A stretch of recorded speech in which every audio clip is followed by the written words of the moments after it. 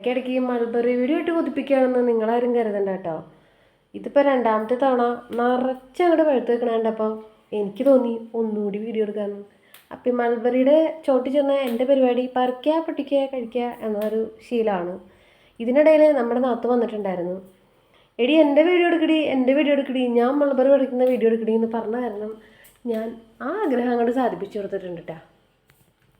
അപ്പം അതേണ്ടേ നിൽക്കുന്നത് പിന്നെ ഒരു മൾബറി. ഞാൻ അതങ്ങോട്ട് പറിച്ചു പൊട്ടിച്ചു കഴിച്ചു. എവിടുന്നെങ്കിലുമൊക്കെ ഒരു മൾബറിയുടെ കൊമ്പ് കിട്ടിയാൽ അത് കൊണ്ടുവന്നങ്ങ് നടുക. വലിയ പരിചരണവും ശ്രദ്ധയൊന്നും വേണ്ടാത്തൊരു ചെടിയാണ് മൾബറി. എപ്പോഴും എനിക്ക് മൾബറിയിൽ തോന്നിയിട്ടുള്ള പ്രത്യേകത എന്താണെന്ന് വെച്ചാൽ ഒരു കമ്പ് കൊണ്ടൊന്ന് കുത്തി കുറച്ച് കഴിയുമ്പോൾ 2-3 ഇലയും ഒരു തളിർപ്പൊക്കെ വന്നു കഴിഞ്ഞാൽ അതിൻ്റെ കൂട്ടത്തിൽ നമുക്ക് സന്തോഷിക്കാൻ വേണ്ടിയിട്ട് 2 മൾബറിയെങ്കിലും അതുമേ ഉണ്ടാവും. ഇത് നടുമ്പോൾ അത്യാവശ്യം വെയിലുള്ളിടത്ത് നടുക. വലുതായി വരുമ്പോൾ അതിൻ്റെ കൊമ്പുകൾ മുറിച്ചു കൊടുക്കുക. പുതിയ കൊമ്പുകൾ വരുന്നിടത്തൊക്കെ നമുക്ക് മൾബറി ഉണ്ടായിക്കൊണ്ടേയിരിക്കും. അങ്ങനെയാണ് നമ്മുടെ മൾബറി ഇത്ര ആയത് തന്നെ.